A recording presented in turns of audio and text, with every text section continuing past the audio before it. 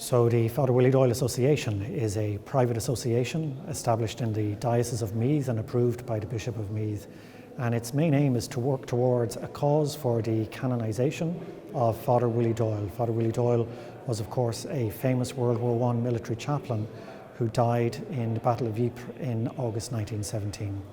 So many people over the last 100 years have hoped and prayed that they would see Father Willie Doyle's canonisation cause opened.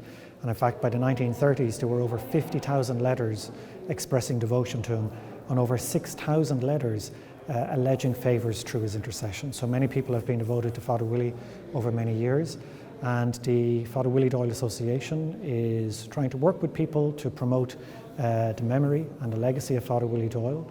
There are many reasons why Father Willie is relevant for us now, in fact perhaps more relevant for us now than he was 100 years ago. For instance, he died as an ecumenical martyr of charity. The two soldiers that he went out to rescue when he was killed were Protestant soldiers from Northern Ireland, and that makes him a very significant ecumenical figure. He also offered up his life in reparation for the sins of priests, and that's something that has much more resonance with us now than it would have had 100 years ago. And the fact that when he was a novice at the age of 20, he had a nervous breakdown when the building he was in went on fire.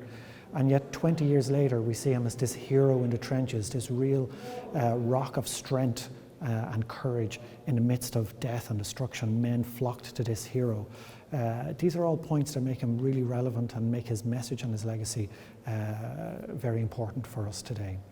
So the Father Willie Doyle Association has its homepage on williedoyle.org, and I encourage people to join the association there. Send us your email address and we'll keep in touch with you. Please pray for our work. Help us in spreading devotion to Father Willie.